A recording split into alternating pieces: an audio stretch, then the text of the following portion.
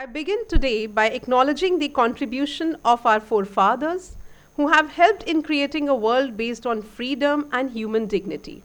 I extend my respect to people of diverse cultures, faith, color, and gender, and pledge to work for equity, inclusivity, peace, and harmony. A very good morning to all the dignitaries, international delegates, Indian scholars, faculty members, and students. I, Dr. Manasvi Maheshwari, Associate Professor, Media School, welcome you to the Global Exchange Program India Mobility, organized under Research on Environment Learning, Training, Teaching Activities Worldwide RELTTAW, hosted by Delhi Metropolitan Education, DME, Noida, India. We all have gathered today to attend this one-day international conference organized by RELTTAW in partnership with VEIU, Vision for Excellence International University, TMP Group, FIDES Denmark, ADI Africa, ECO, and GMEC, Global Media Education Council, India. The media partners are DP Detective Press and Cult Apogee. RELTTAW is a global organization committed to the cause of the environment, and venue partner of this conference is DME, an A-grade premier educational institute affiliated to Guru Gobind Singh Indraprastha University, New Delhi, India. Before we formally begin our program, let us all take blessing of Almighty God in Indian style and invite Ishika Shaw, a student of BAJMC program, to perform Ganesh Vandana. Partner, if you sense synergy, so we are open to global partnerships as well. So through our brand EcoAlley, we are passionate about creating a more sustainable future, and we believe that collaboration is key to achieving our goals. We cannot do everything all by ourselves. Okay, so it's a very brief presentation. I know everyone has, would be feeling a bit drowsy after that sumptuous lunch. So I won't be boring you all with a long presentation. So that's precisely what we do. So EcoAlley is into sustainable essentials for a green lifestyle, as you can see from the picture. We pride ourselves on bringing eco-friendly, biodegradable products to you that help you lead a more sustainable lifestyle. So we are powerhouses of knowledge, but are we doing enough in our daily lives? We are drinking water from plastic bottles here. That is itself against the core essence of sustainability. We should, but in order to do away with those bottles, we need to have cost-efficient alternatives. So we are exploring stuff which is eco-friendly, which is biodegradable, so that those plastic bottles that you see on your desks are replaceable by eco-friendly alternatives in days to come. Our mission and values, of course, we are looking to make more and more people adopt a sustainable lifestyle. Now, a brief overview of our products, of what we do. So we are across 3 different verticals. We are into daily essentials. So you start off your day with brushing, and you start off with a plastic toothbrush. So how many of you are using plastic toothbrushes here? Please, would you raise your hands? Plastic toothbrushes? Most of us, right? And what do the others use? What are the others using? You're using hands to brush your teeth? Okay. Anything else? Anybody is using anything different other than plastic toothbrushes? Wooden brushes? Neem, datun, jisko kehte hain. Okay. Okay, so in India, you have neem, but that is, not something, it can actually hurt your gums because the edges are pretty rough. So we have wheat straw that is made of waste, beautiful, stylish, fashionable toothbrushes, which look very expensive, that is made of wheat straw, as well as bamboo toothbrushes. So you start off a day, we've got bamboo razors, we have got bamboo tongue cleaners, natural loofahs, and we've got bamboo earbuds, neem wood combs. We are also into sustainable clothing, that is... Thank you, Ishika.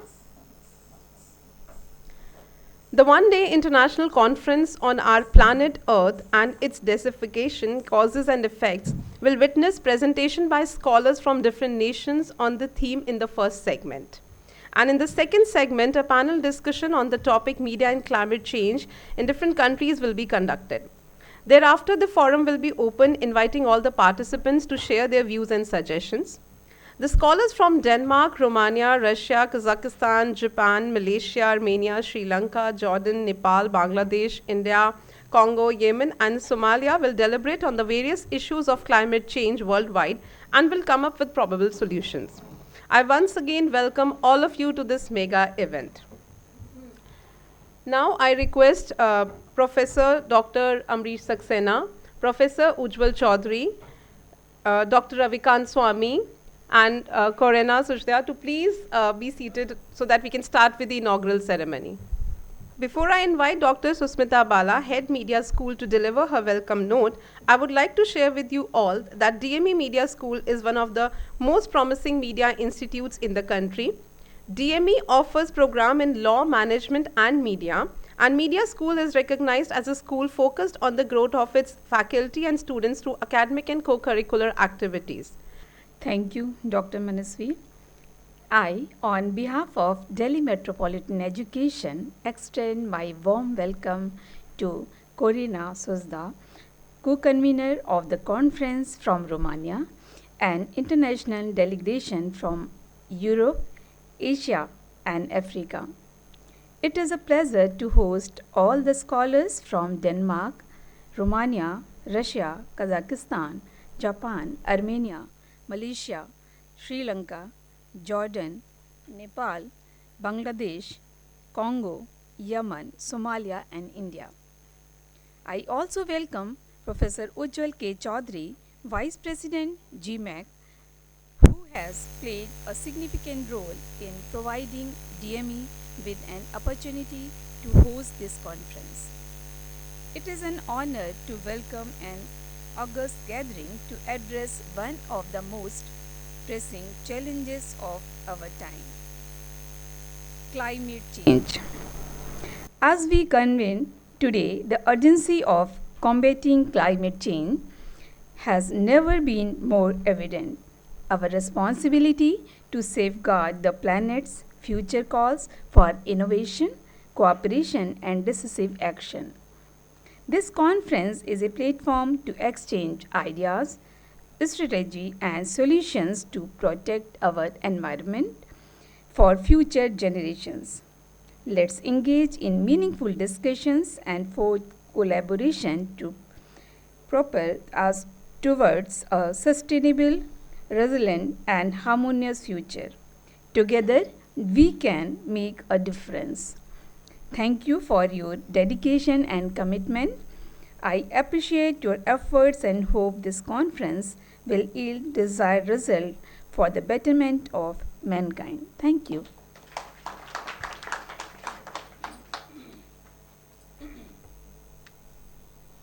Thank you, ma'am. This conference is being organized in partnership with GMEC and venue partner is DME. GMEC is a Global Media Education Council, a global professional body of media educators and practitioners and media institutes and departments of universities. It is committed to the cause of nurturing talent for the media and entertainment professional careers of their mentees. The council works as a bridge among three stakeholders: media educators, learners, and industry people. Now I invite Professor Dr. Amrish Saxena, Dean Media School and Secretary GMEC, to give his opening remarks. So I welcome once again everybody, all the members of the delegation who have joined this one-day conference and the panel discussion in DME. It's indeed a different kind of gathering, and the sole credit for that goes to Corina Suzdea, who has tied everything together and has brought everybody here in India, because in DME Media School we organize so many such kind of events wherein international delegates, international personalities are involved, and I as an organizer know how difficult it is to put everything together and organize such a huge thing. In DME we organize every year international conference ICANN, in which at least 15-20 countries participate every year, and also the International Film Festival SIFI, which is organized in a manner wherein we receive films almost from 115 to 120 countries. So I mean, the kind of coverage that happens in these two kind of events, and then Corona, this COVID-19 gave us that opportunity. I would say an opportunity because then the hidden part of the world was also opened through virtual mode, and we could reach out to more number of countries and more scholars. But then having such kind of audience wherein three continents are represented, and that also for a noble cause. That is environment. A lot of talks happened at every stage to keep the environment clean or to protect the environment, but we all know what kind of situation that the planet is passing through. And all policymakers, all educators, everybody is concerned as to how to deal with this kind of problem. So this conference will at least contribute something, and I believe at the end of the session we will make some such a resolution, such recommendations which can be made to the policymakers of all the countries, at least the countries which are represented here, so that when they are making their policies, or if whatever policies exist, if certain modifications need to be made, that could be an important paper that this conference can contribute.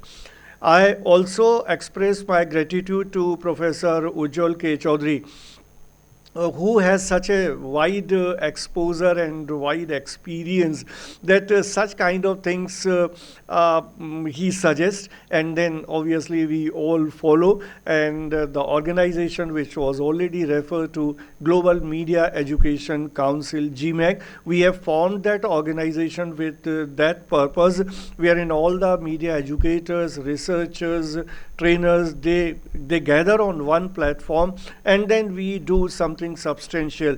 For the last 1.5 years, we have done a lot of such activities. Since India is completed 75 years of independence, so we organized this 1 year long exercise wherein 75 sessions were organized under the banner of GMAC, wherein we in fact collected everybody from all across the country and also the scholars from different parts of the globe to deliberate and discuss on various issues which were primarily important for media education. But then otherwise these were the issues which are broadly covering the spectrum of education, the changes which the education is passing through, and the kind of hybrid mode which is developing in education. So in all those areas we can discuss, deliberate, and we can contribute in our own way. So I once again welcome everybody, and looking forward of a fruitful and substantial interaction throughout the day. Thank you. Thank you, sir. Our special guest today is co-convener of the conference, Corina Susda, a seasoned educator from Romania with over 25 years of experience. She is founder of RELTTAW and serves as a global coordinator for the Global Education Network GEN. I request Corina to share her vision of RELTTAW and its initiatives.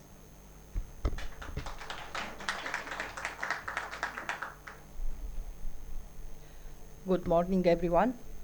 As Miss said, yes, I am the founder of RELTTAW, Research on Environment, Learning, Training, Teaching Activities Worldwide.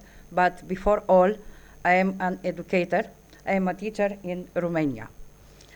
RELTTAW stands for fighting for climate change, for finding solutions for our future life on this earth. Together with many of you, I was involved in many projects with this theme. Ankush Gavande, Professor Ujjwal, Dr. Malini, and many others.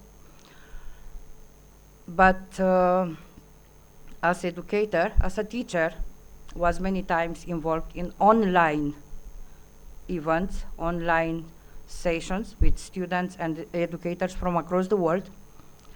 Being an Erasmus coordinator, I know what is the difference between online activities and ground activities.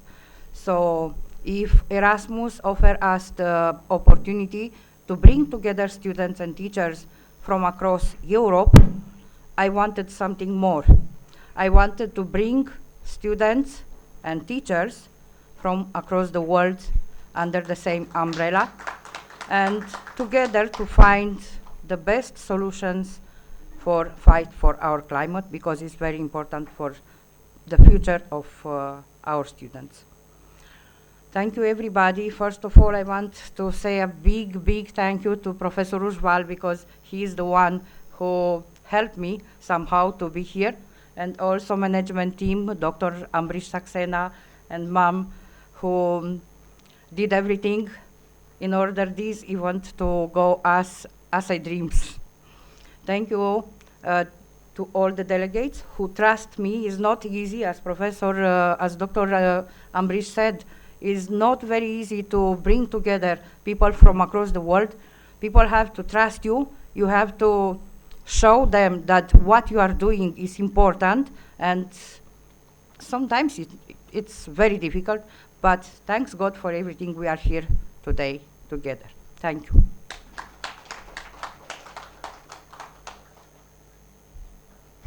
Thank you, ma'am. We also have with us Professor Ujjwal Chaudhary. I think he deserves a huge round of applause for bringing us all together at this platform. We want to hear from you your experience with working with the team and your message for all of us. So yesterday, when our friends from abroad were in India to India Gate area, I'm sure you felt a lot of pollution in the air, right? A lot of irritation. I'm sure you must have felt. When you go to Taj Mahal, I think you are going on 2nd of November. Yeah, it's sad that you will see that some corrosion has started. Some blackening of the surface of Taj Mahal has started because of pollution. Similar pollution you will see in Beijing. I had been once, and it's very tough. Once upon a time when we were children, some teacher told us in school, someday you will drink water buying from the shop. This water, sealed water. And we laughed, because I was brought up in a mountain area in Himalayas. So it's all free water. We used to just put our hands below the fountain and drink from there directly. My friend from Nepal would accept it, because I had been in Nepal for 2 years, and we drink directly from the mountain. We can't think of bottled water there. But the whole world is now drinking bottled water at this point. So much so, I have been in Europe for 18 days. Water is more expensive than beer in Europe. So I was in Oktoberfest in Germany. In Oktoberfest, the beer was free. Yes. The beer was free, and water was to be purchased. So that is the scenario. And now I don't laugh when someone says, someday you'll have to go to office with a cylinder at the back and a mask in front, because you will not have proper oxygen in the air. This is indeed a realistic scenario now. So sometime earlier, there was a program in Indian television called Living on the Edge. Edge, you understand. So anytime you can fall, you are living on the edge. That's also 15 years, 20 years ago. Now it's beyond the edge at this point of time. I'm not getting into, because our discussions will reveal many case studies. Several communities in the world are below the edge now at this point of time. They are living in subhuman situation, not just of poverty, but because also due to also the climatic changes. So it is very, very imperative that Corina ma'am and the team here from various countries, I think 11 or 12 or more countries, 15 countries have come together. Very, very relevant topic. But what is significant is that, can we develop something out of this whole program? What can be taken to our students? You are all educators from schools, colleges, some even universities. What can be taken to our students on one side, and what can be taken to our policymakers? At this point of time, it is not enough to only sound the warning bell. It is important to take action. Now we'll have a case study from Madam Payal there, where she will speak how action can be taken even through business, and thereby sustainable products for daily life can be created. That case study will come immediately after the lunch. So we need now action, no more warning, no more awareness. Enough document is there. So it's really good when Corina ma'am wrote to me that can we do this in India. I was very happy. She actually invited me to the previous one in Denmark, right? The earlier one is in Denmark. There was no time to get the visa at that time, so I couldn't manage to come. But when India was proposed, we welcomed and I requested Amrish sir, my elder brother and very inspiring academic in this part of the country. Very, very inspiring academics. Can you really organize it because they are coming to Delhi. If it was in Calcutta, I would have hosted in my university itself. But can it be done in Delhi? And that's how he immediately picked it up. And thanks to Dr. Amrish Saxena, Dr. Swami, who is the director of the institute, and Professor Sushmita Bala, and surely my very smart young friend, Dr. Manaswi, an inspiration for the younger teachers in this country in media, that we could be here together. I hope the day a great success. Thank you. Thank you, sir. We also have amongst us Professor Dr. Ravikant Swami, Director DME. Sir has played a significant role in supporting us in organizing this conference in a flawless manner. I request sir to share a few words. So it was in 1990 probably that first time we heard about the word globalization in this country. And today I find that globalization, especially in the education industry, has come up in a true sense. I welcome you all, people from 15 countries. It's a great day today for this college, I believe for Noida also. Well, as my previous speaker said, today the news was that the AQI is 400 and thankfully it is not 450 because at 450 the schools and colleges need to be closed. So that is the news. AQI being 400 probably has ceased to be a news in India now and in many parts of the world. So I don't know, even sometimes I feel that the numbers are manipulated so that the schools and colleges are not closed.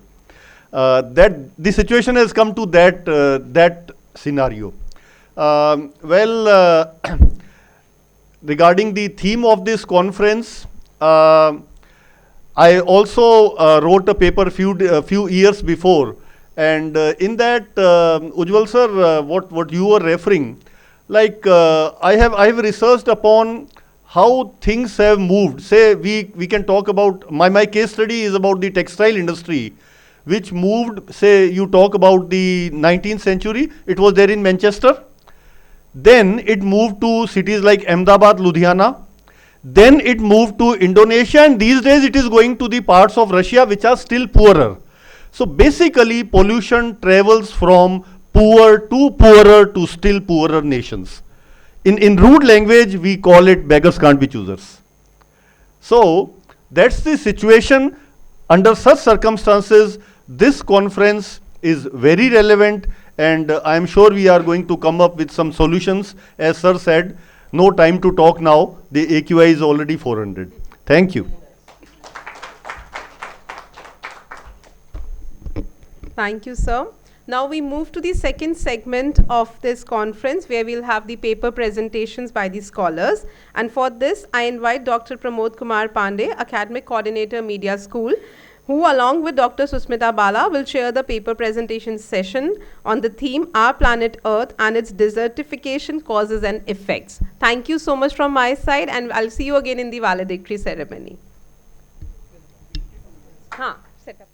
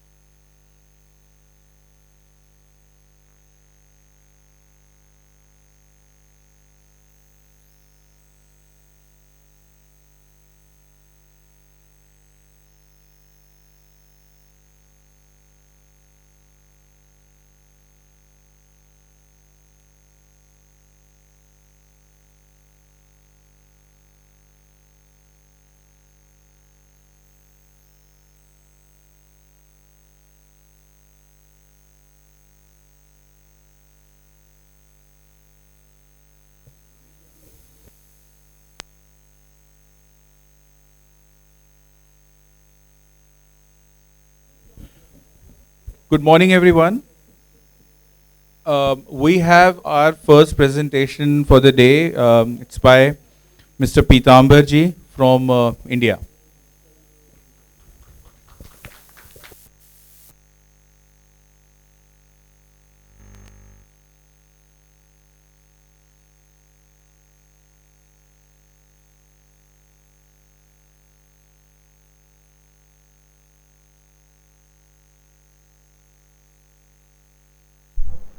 Hello.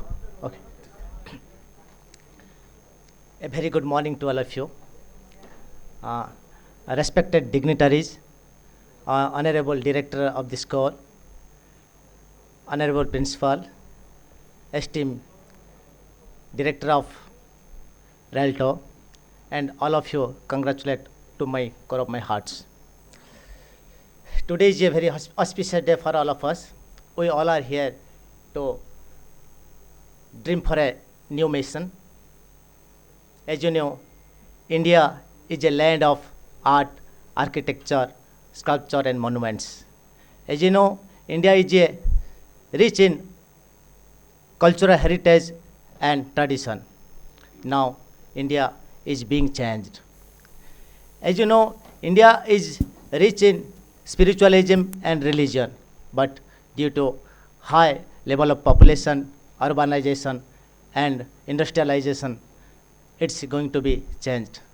Let's have united together to do something to save our earth. Let's start. I have nothing to more to say. Let's start our presentation. Welcome to our Global Exchange Mobility Program. This is the venue. My topic is desertifications. As you see the picturization, what is desertification? I'm Dr. Pitambar Khila, PGT, Secondary High School, Government of India. Desertification is a process of turning to the productive land into desert. Now, that is seen various part of our India. As we define this, the definition of desertification should recognize that it is a land of degradation process that involves a continuum of change from slight to very severe degradation of plants and soil resource is due to human activities. Various definitions are there, but in short, the causes of deterioration are strictly natural, as in the case of Sahara mentioned, as you know about this. Desertification and desertification are something different.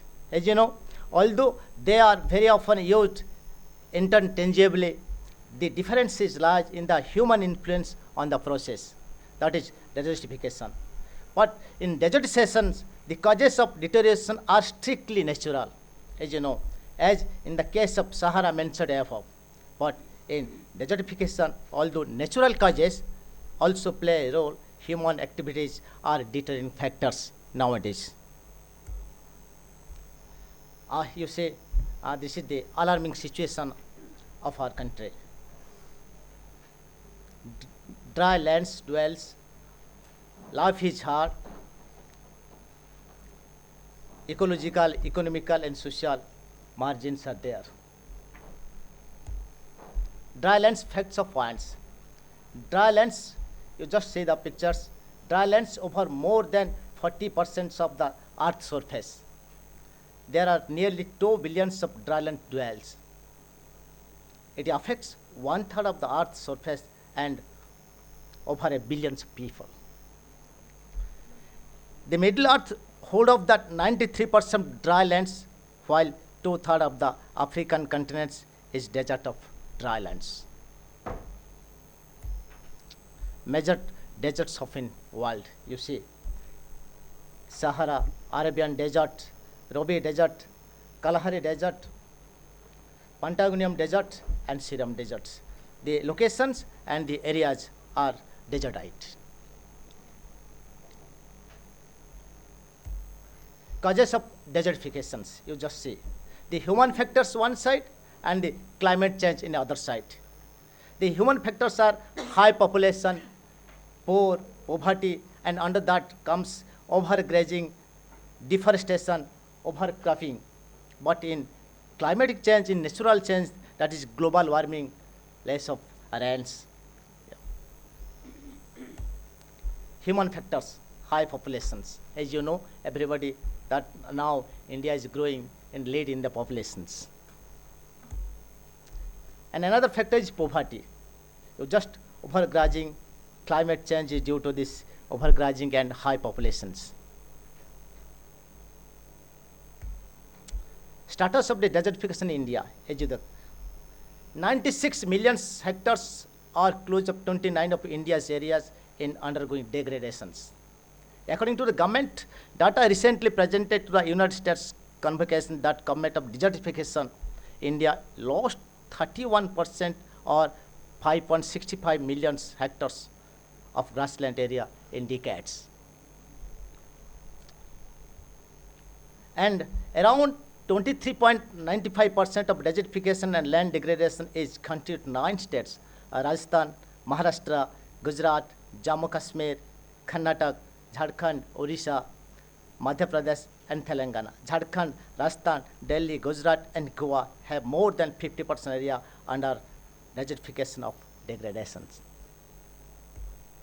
Effect of desertifications, atmosphere's effects, hydrosphere, lithosphere, and biosphere, every sphere that damages our earth. This is the complete picture of these effects on the earth. Effects, atmosphere is gradually decreasing, microprimats are there and macros are there, temperature is decreasing and increasing, global warming and sandstorms are often there in Sahara deserts also. Effects, lithosphere, loss of arable lands, soil, texture change in sandy, intensify the soil of erosion, soil erosion silting, and deforestation is increasing. This is the major factor that we saw in India. Effects, hydrosphere and biosphere. For the earth had globalizing this effect on this rivers and wells drive.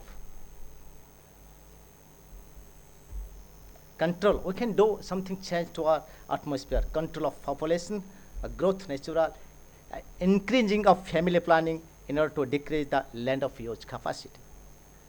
The number of grazing and the rate of cultivation should not over the carrying of capacity of land. This is somehow control. If we want to do everything on this, then we can change everything. One thing, as you know, that India is going to, has organized.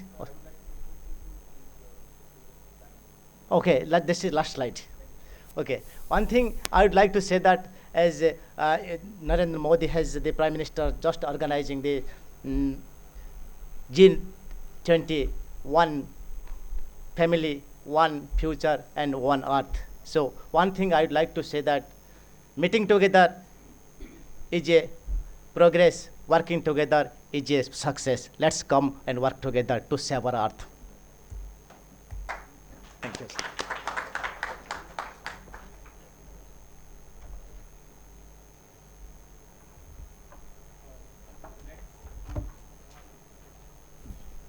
Next presenter we have Mr. Govind Prasad Pantiji from Nepal.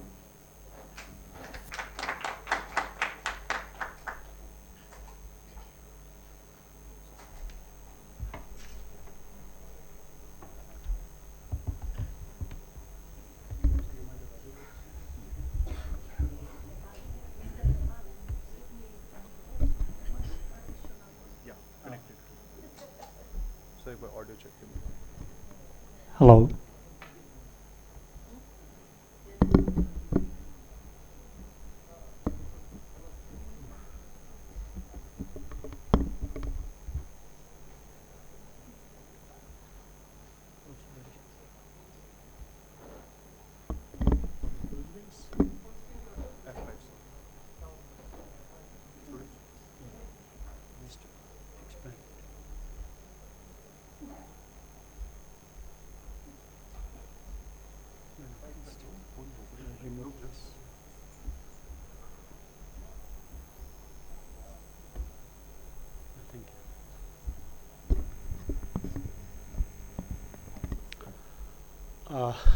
Hello everyone, namaskar.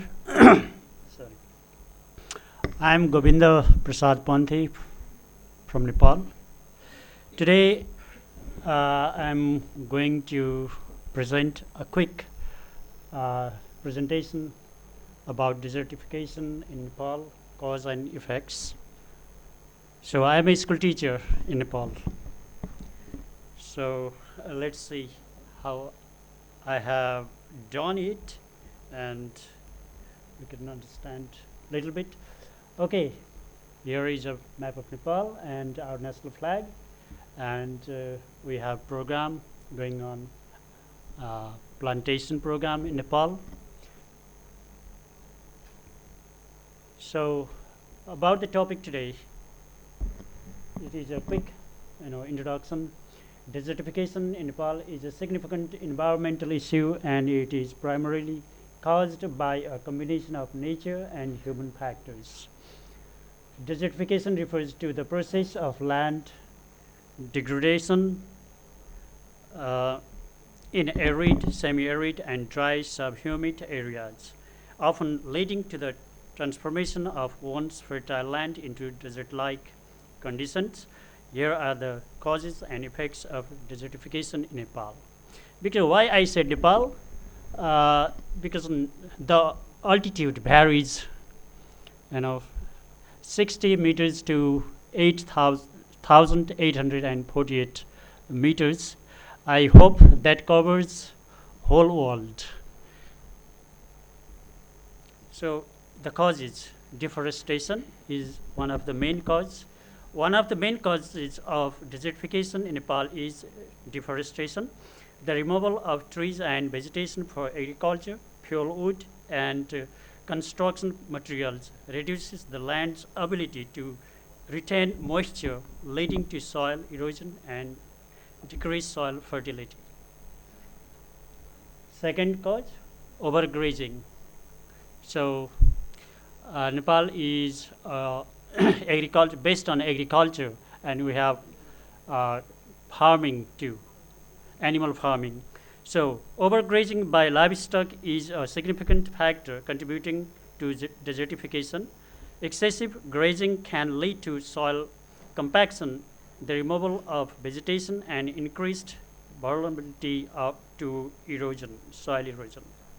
So next is agricultural practices.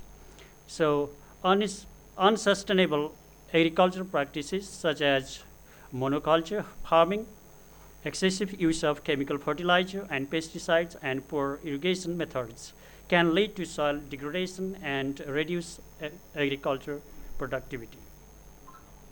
Next, climate change. Yes.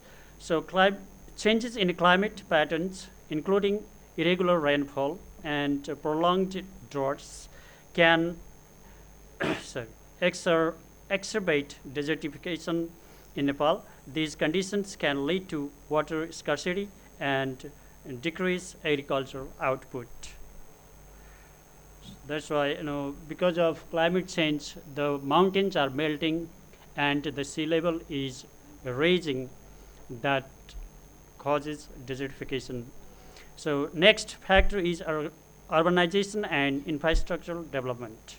Rapid urbanization and infrastructure development can result in the conversion of agricultural land into concrete structures and roads, further reducing and availability of fertile land. So that reduces the fertile land. Soil erosion is another cause. So erosion, both wind and water, can strip away the topsoil, which is crucial for agriculture.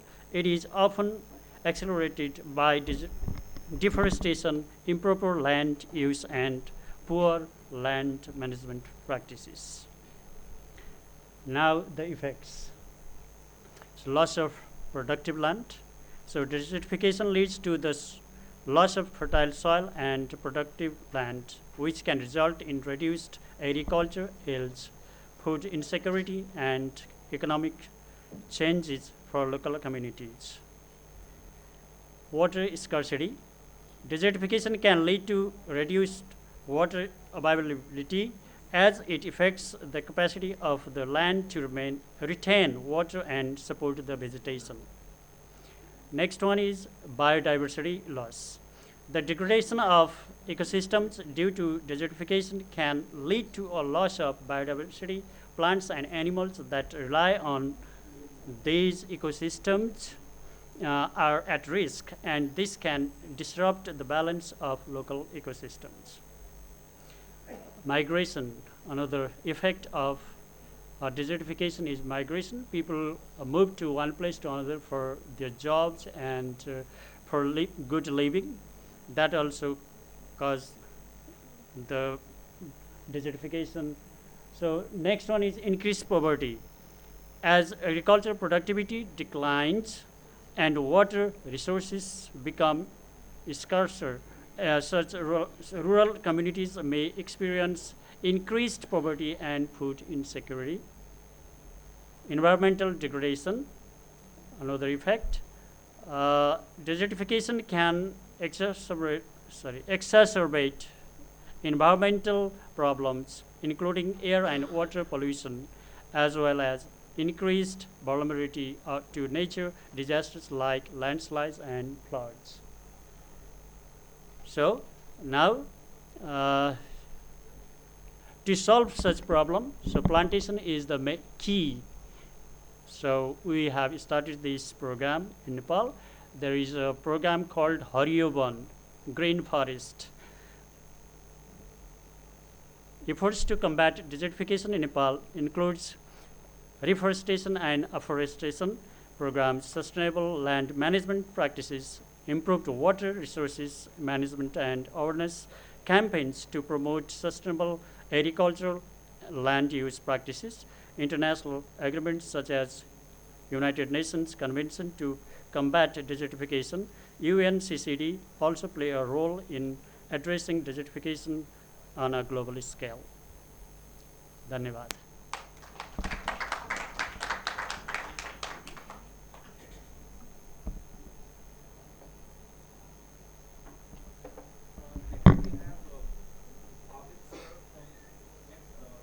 Next, we have Abid sir from Jordan.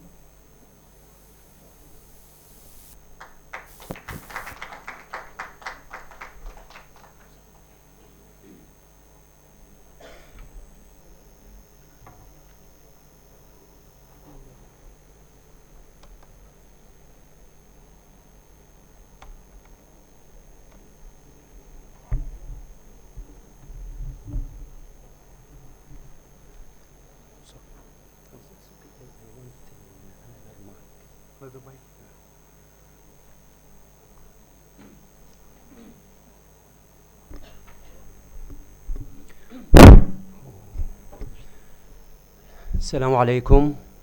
بسم الله الرحمن الرحيم. الحمد لله رب العالمين. Welcome everybody.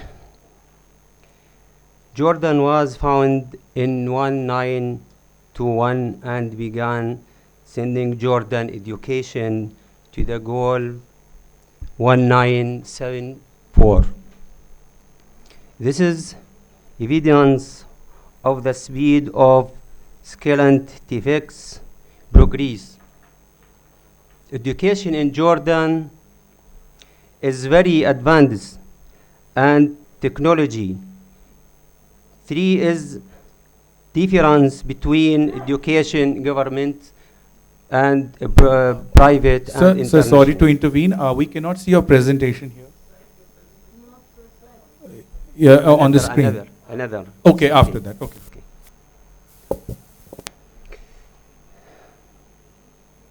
Education in Jordan is very advanced in technology. There is advantage between education government and the private school and in international school in terms of service and system. But in general, you find the leaders in government school. Of course, methods and strategies and major reason for educational progress in Jordan and the quality of the teacher in Jordan and the way he chooses the beautiful, tiring professional. Uh, Excuse me, waiting the presentation. Okay. Another. You understand me? Waiting 2 minutes.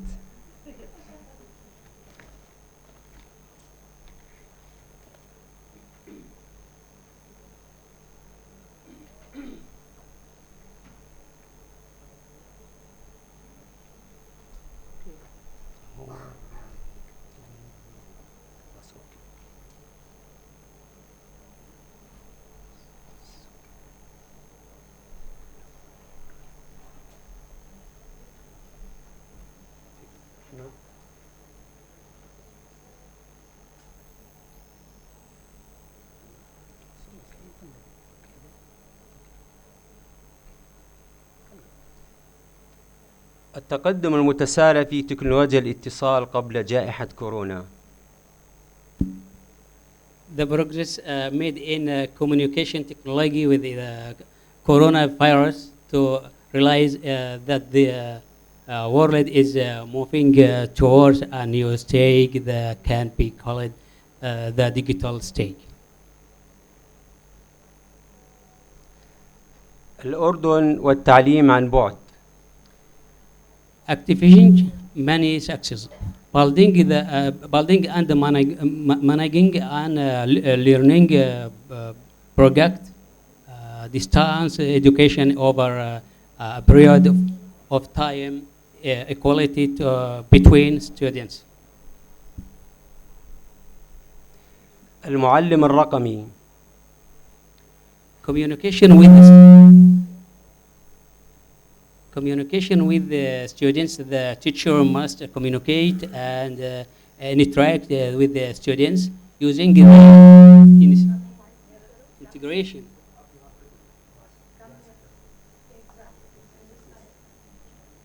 Integration means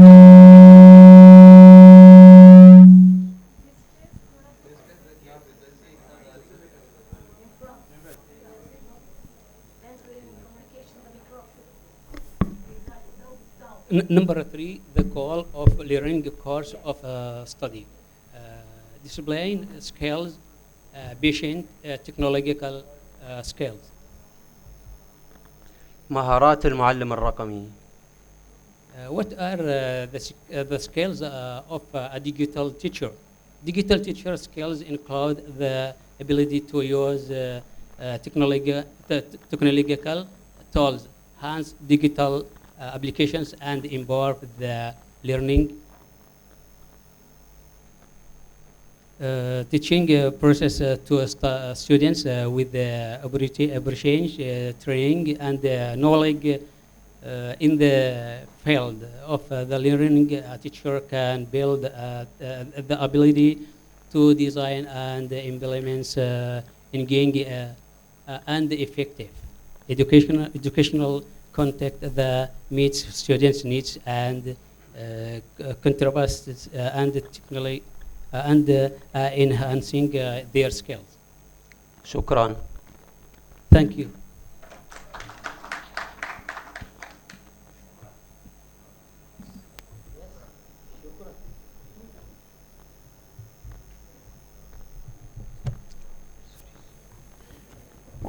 Okay, next presentation we have is from Ms.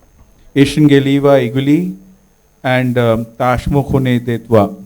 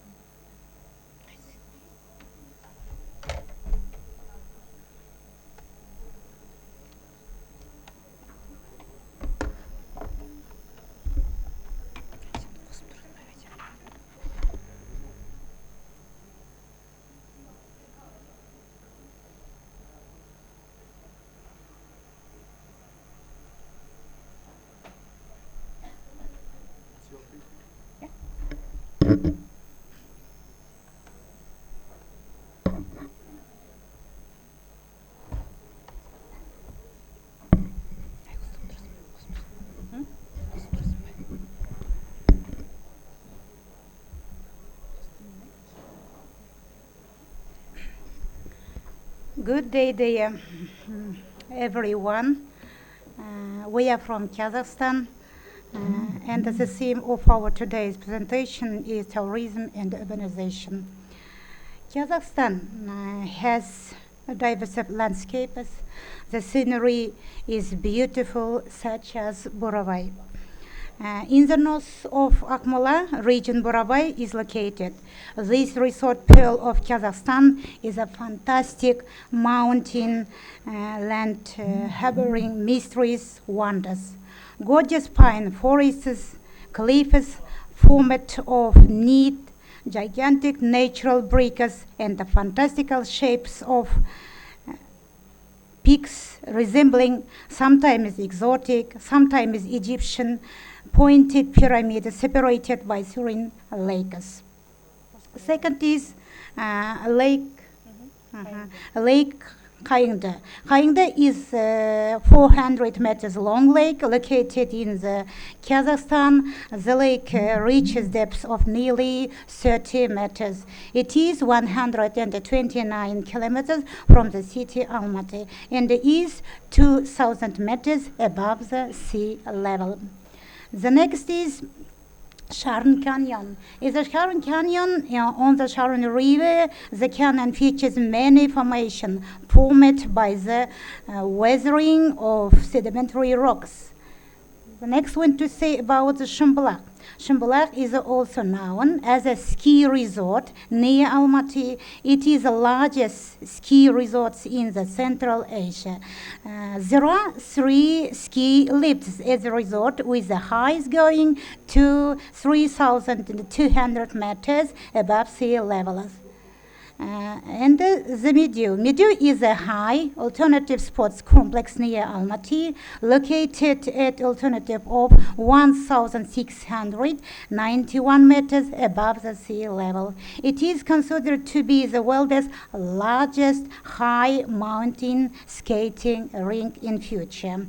And now let's watch the video about our Kazakhstan.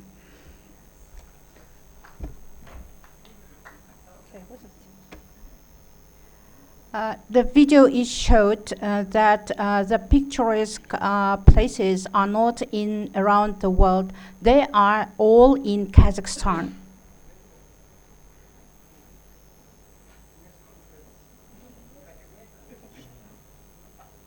And can we have the voice of the video? How?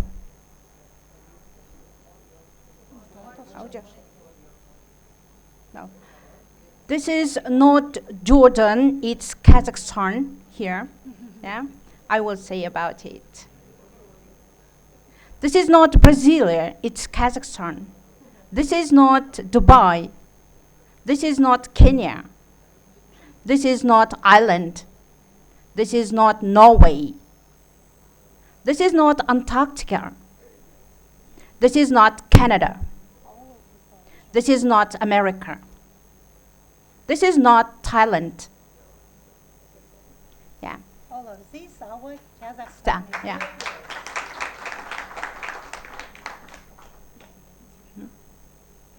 The next video. I'm sorry for voice. Yeah. This is not Australia, it's Kazakhstan. This is not Norway, it's Kazakhstan. Not Switzerland. Not Jordan. Not Netherlands. Not Bolivia. Not Scotland.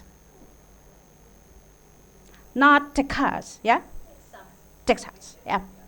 Not Italy. Not Mars, it's Kazakhstan. Not England. Not Greece. Not Brasilia. Not Maldives. Not Grand Canyon, it's in Kazakhstan too. Not New Zealand. That is all, and I want to speak about urbanization. As you know, Kazakhstan get their independence in 1991. As you know, that Kazakhstan was among the former Soviet republics. There were 15 republics, and we get our independence in 1991. And our capital of Kazakhstan was at first in Almaty. Then our president moved Almaty to Astana. And this is a picture of former Astana as a town. Now it changed a lot because our president and the government invited great architectures from all over the world to make such a wonderful cities. This is Astana 2 town. Now here started the architectural constructions when capital moved to Astana. And this is called Bayterik. As you know, that every country have their own architectural construction when they were world exhibitions. And this is one of them. This is a ministry, house of ministry in Astana. This is, as I said, Bayterik. It is a very high monument. 97. Yeah. This is called Han Shatur, and this is an entertainment center. When there was a great exhibition in 2017, we built such an part of our city where the exhibition held. This building is called Agorda, where president works. That is all. Thank you. Thank you for attention. Thank you very much, ma'am. And we invite all of you to Kazakhstan.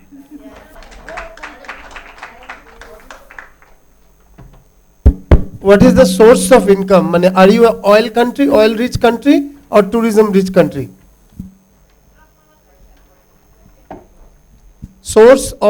Large source of income of Kazakhstan, is it from oil, minerals, or tourism?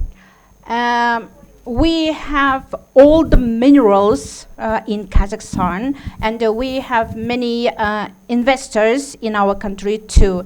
Mostly we have oil, Okay. gold. Okay, gold. Yeah. And other minerals too, which say that in Mendeleev's periodic system, all the elements. That's why you are rich. Good.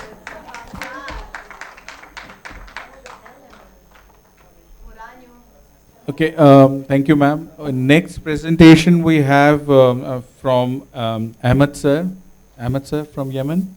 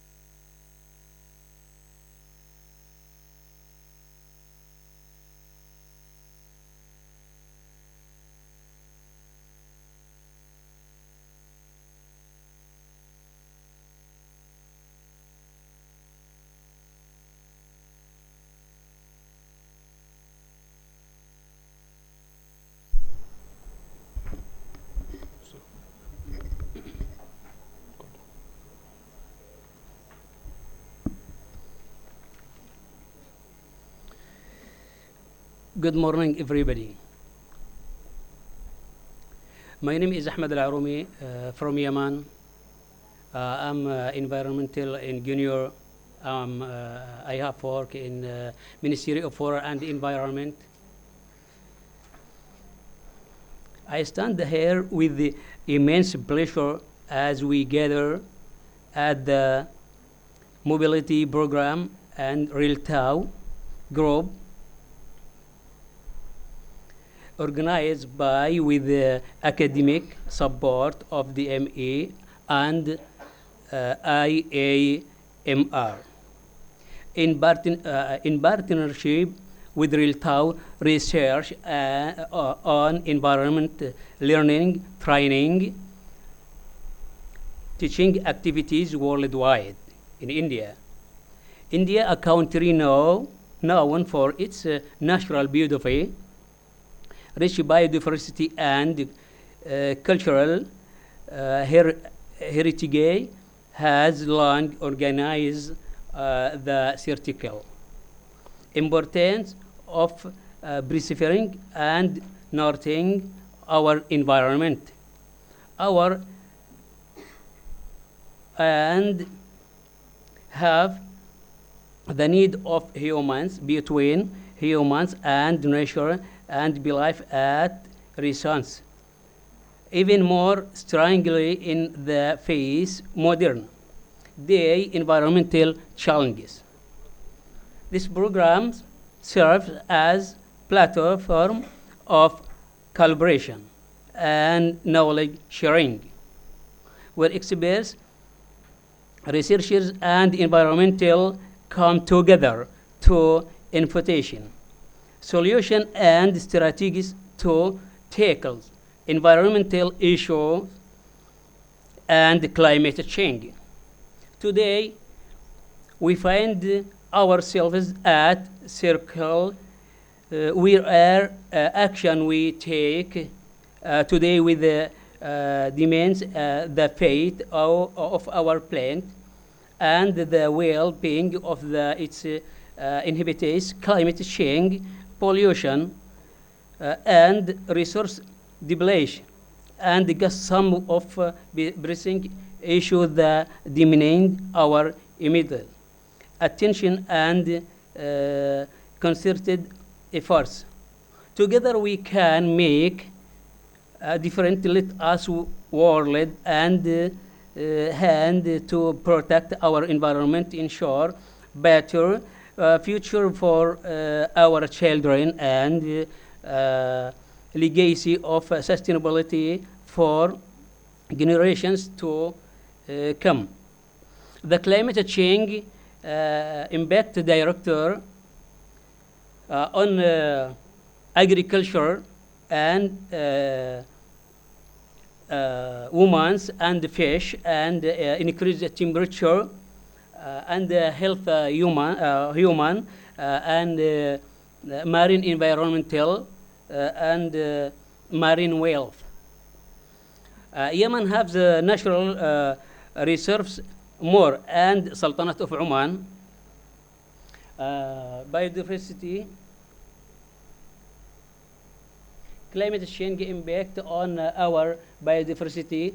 Many impacts of climate change, including drying,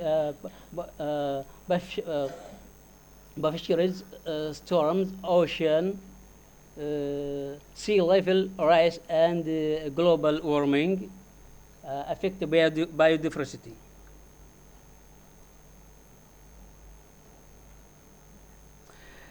Natural reserve in Yemen has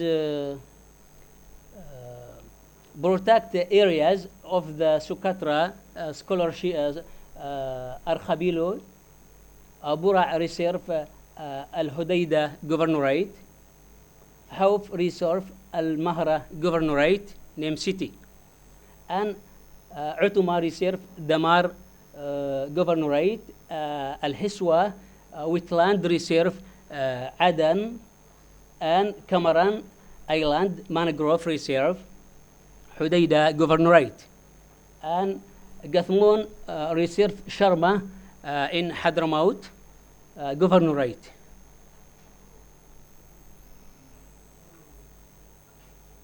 This photo from Yemen Reserve, Sukatra,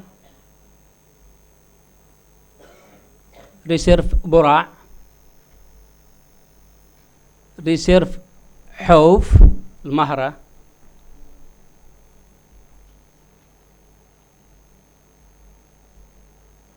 and Reserve Utuma Damar, and Reserve Al Haswa Adan City,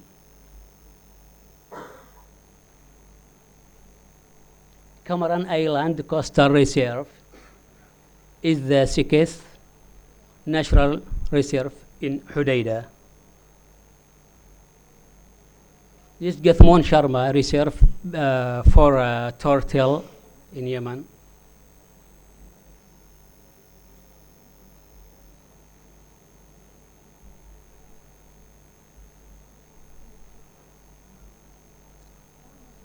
Challenges in environment a lot. There is an increase in land degradation, desertification as a result, factors including soil restoration and erosion due to wind. We hope in the future together protect environmental and health humans in the world, because protect marine wealth and environmental marine and marine environmental for oils pollution and air pollution and climate change impact director about natural and about environment and about humans. We hope all together in the future do protect the environment. Thanks for teacher Corina Sagida from Romania, the founder RELTTAW. Thanks Dr. Games from Congo. Thanks for Dr. Malini from Malaysia. Thanks for teacher Manuela Dan from Denmark. Thanks all participants. Okay, thank you. Thank you, sir. So our next presenter is Mr. Saad Hassan, sir from Somalia.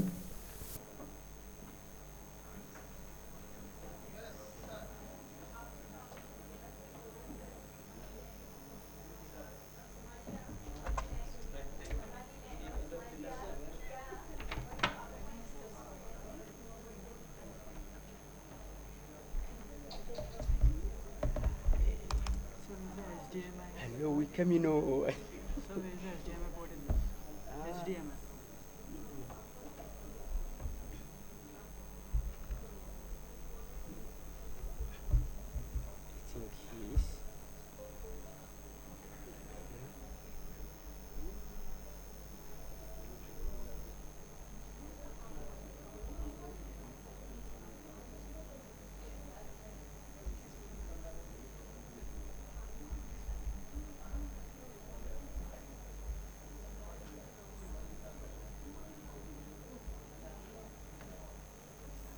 Can you help me? Full screen.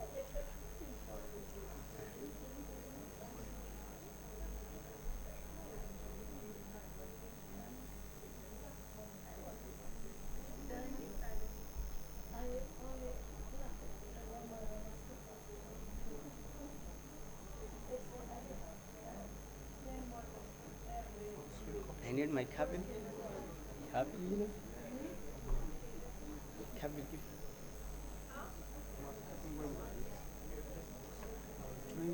Screen का option यहाँ पे आ रहा है but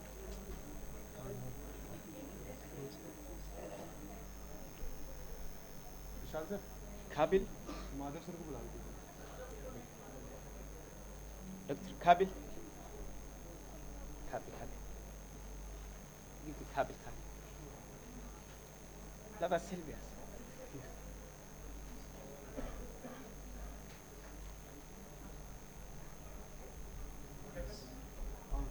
full screen call make full F5 नहीं हो रहा no you can do it no down right यहाँ से कर दो okay is it done okay thank you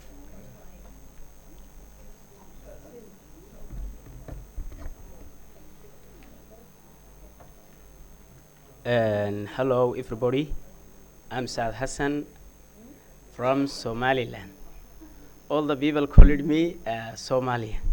So let me introduce you where I am from first.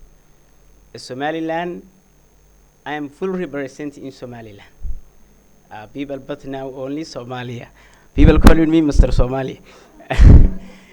Okay, I am greeting all of you, both hosting, honorable hosting, and so on, honorable delegates who from a different or diversity countries. Today, with me, it is a great pleasure to appear such academic and such lyrics in front of them.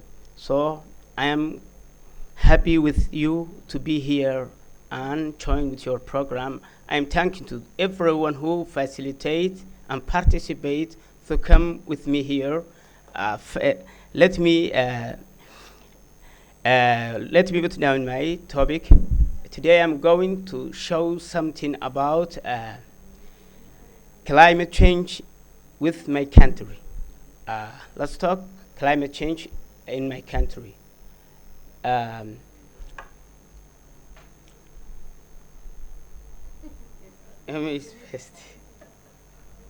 Sorry. It's Somalia type. Somalia type. We all know what's called climate change. Really, climate change, everybody knows. Climate change is one of the most pressing issues facing our planet today. It is caused by the releasing a greenhouse gases in of atmosphere, which trap a heat and warm the planet. The primarily greenhouse gas is carbon dioxide, which is released when we burn fossil fuels, such as coal, oil, and natural gas. Thus, what is a climate change? Climate change is the term alternation of temperature and typical weather patterns in a place. Climate change could rather to a particular location or the planet as well. Climate change might cause weather patterns to be less predictable, reaching might experience lower or higher than average temperature. Climate change might cause more frequent and severe weather events such as storms, floods, and droughts. What causes climate change? Climate change causes the human activities, particularly the burning fossil fuels, as I already told, and oil, natural gas. When the impact of climate change. Climate change has already been felt around the world. These impacts include sea level rise, change in participant patterns, meeting glaciers and ice sheets, and so on. Okay, let's come down the climate change into my country, in Somaliland. Let me give you once again, Somaliland is a self-declared republic in the Horn of Africa. It is not recognized by any other country as independent state, but it has own government currency, military. Somalia is a very dry country, and it is a particular vulnerable the impacts of climate change.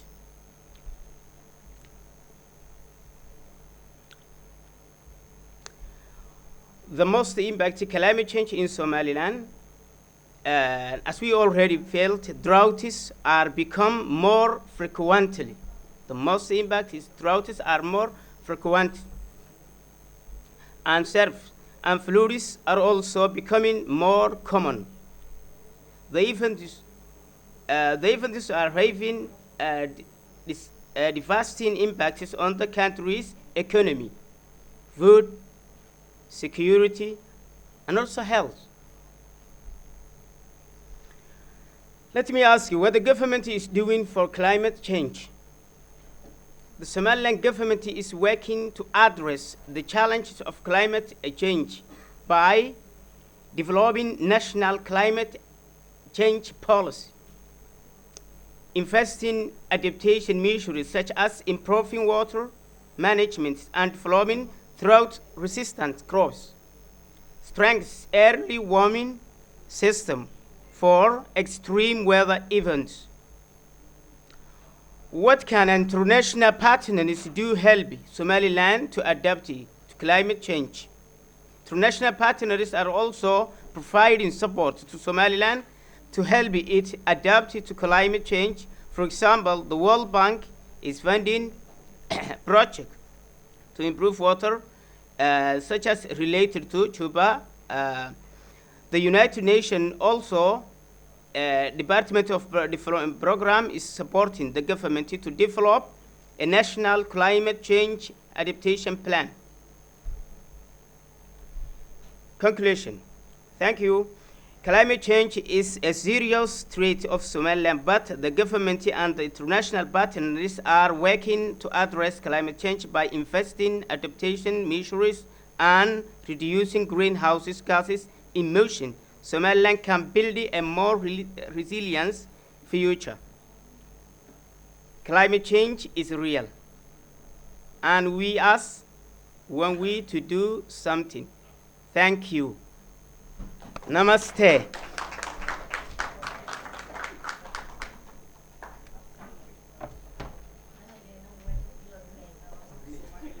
Thank you very much, sir.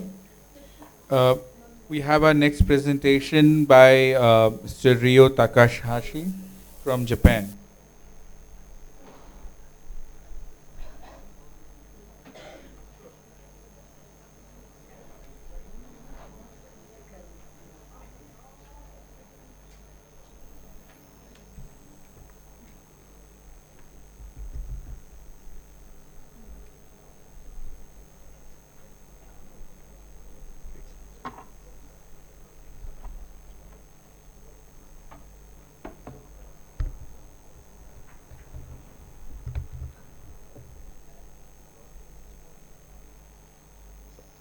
Hi, hello everybody. I appreciate for this opportunity to share with the kind of philosophy of that environment, what we can do it.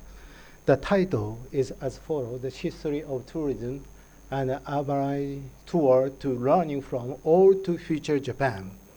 I have a journal here, volume 102, since 1980, when I was 18 years old.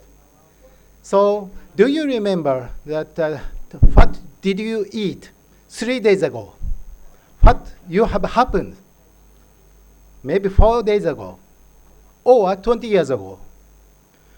We go to tour to see the sightseeing, but what do you see? We can see by eyes, but more important thing is how create the nature and beauty. Going to that fundamental understanding. This is the one, Japan, many people come to tourism. Why? It's beauty. But Japanese people ourselves also forgetting what is tour is. Tour means to worshiping through God and to be better person to serve for others. Japan is famous for Shintoism, but what is Shintoism? It's a religion or any other group? We have to go back to the real Shintoism, that is going back to the more old in the Shintoism.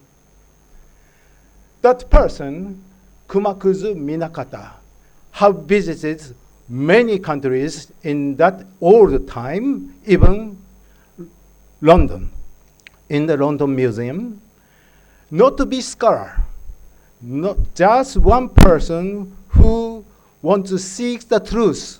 That means he seeks the truth any other subject. He has no PhD, but he wanted to know the truth. So that the unreasonable combination of shrine was gradually stopped, and about 10 years later, in 1920, that the House of Peers said, shrines are considered useless. Why useless?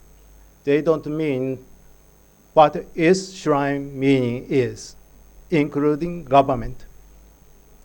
Then Komatsu decided to promote what true is, why Shintoism is existed. Even he was jailed because he activate of this one. And the history of ecology think that the environmental movement, and we often referred as ecology movement, is a social movement that aims to protect to natural world from harmless environmental crisis in order to create sustainability living during that early 1970s. So we go back to that meaning, what is tourism? We think about money, but what money is talking about? Money is not money. More visible money. What is that? According to deep ecology, that self should be understood as deeply connected with and as part of nature which was associated with it. So you can find that ecology meaning by dictionary, but you can find real meaning through your experience, which you cannot explain because very sacred. That is still existed in Japan too, but people just go to Kyoto or famous place only. But be sensitive, what is the beauty of nature? I recommend you to go more secret place. You understand Mount Fuji is famous though. You can see many garbages because just people see the sightseeing, but real person going to what we should see. That's why these people has a very positive and morality higher standard behave. So Tomitaro Makino philosophy, he made that statement many. But overseas, what we can see is to be a better people, what we should do. Keeping journal first and doing that the individual plant's name and their responsibility, even we see that the garbage plants is not garbage. They have a name and the ability as well. That's why we have to carefully see. And what is true in going back, the origin tourism are considered that the monk at Golden Rock, Petada, Varanasi, Utah, Pradeep, India, they by early 21st century, it has been moved to international tourists, had become one of the most important economic activities. So conclusion, what is tourist? Ask again. Why we see beautiful place? To see ourselves, what is beauty is, to share with others. That is the meaning of tourism. Otherwise, you just go and spend the money and see beauty only. But if you understand that this philosophy deeply, you won't be able to destroy the natures, but you will see the many beautiful things. Thank you very much.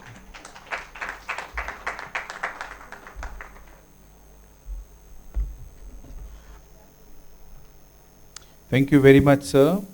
Next, we have a presentation by Sumudu Mendes, ma'am, from Sri Lanka.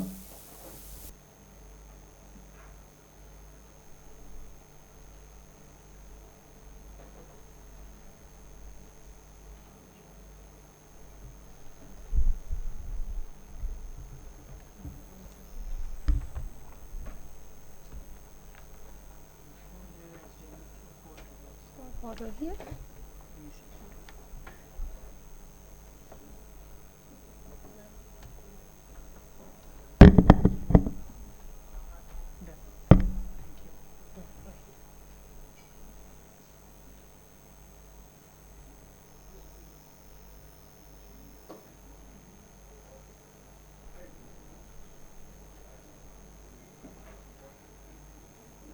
Good afternoon, ladies and gentlemen.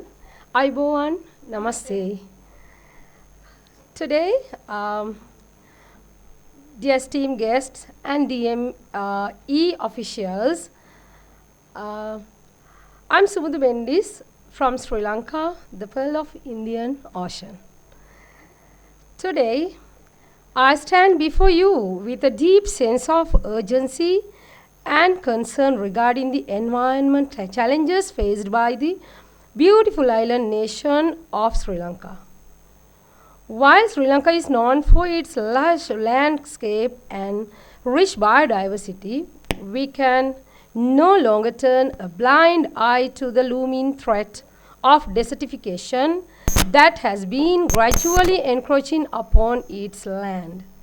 Desertification, the process by which a fertile land transforms into arid desert, is not just an environmental concern, but a crisis that deeply impacts the livelihoods and well-being of countless communities across the country. The repercussions are far-reaching, affecting agriculture, biodiversity, and overall sustainability of our ecosystem.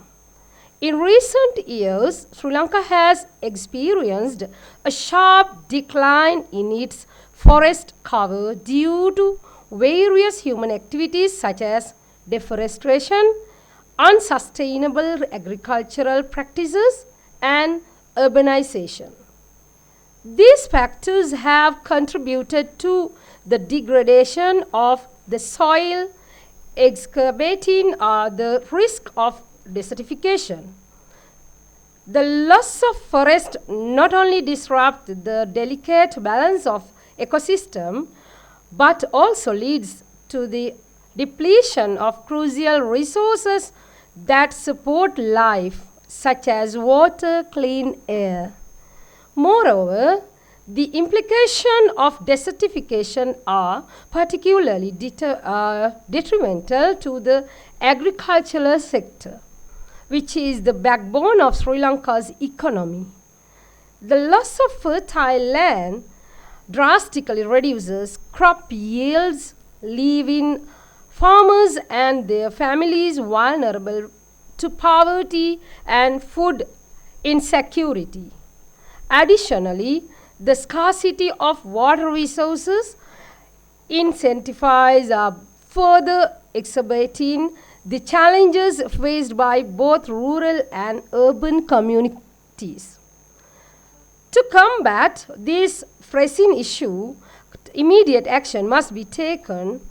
We need a collaborative effort from the government, private sectors, and local communities to implement sustainable land management practices, afforestation initiatives, and the promotion of eco-friendly agricultural techniques. It is imperative that we prioritize the conservation of existing forests, invest in rainforest projects, and promote the use of renewable energy sources to mitigate the impact of desertification and climate changes. Furthermore, raising awareness and educating the public about the importance of environmental conservation and sustainable practices is crucial. Engaging in community-driven initiatives such as tree planting campaigns and waste management programs can foster a collective commitment to preserving the natural beauty and resources of Sri Lanka for generations to come. In conclusion, the time has come for us to recognize the severity of the environment and desertification crisis in Sri Lanka too. It is our collective responsibility to take decisive action and prioritize the protection and the restoration of our precious ecosystem. Let us work together and let us build a sustainable future where the harmony between human development and environmental preservation is not only a goal but a reality for all Sri Lankans. Thank you, and I have a small video.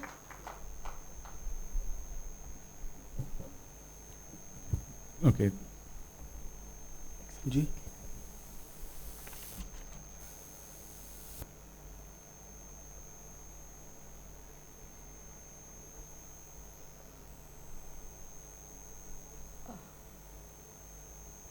I just want to play this one. Can I media player?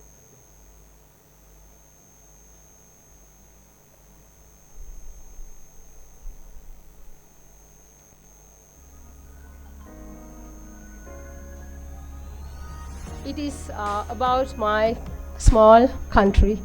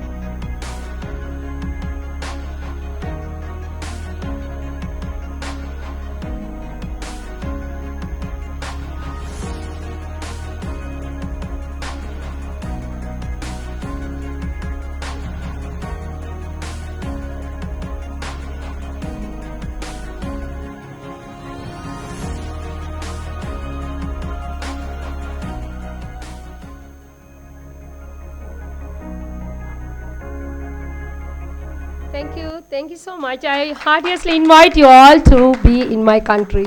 Thank you so much. Thank you very much, ma'am.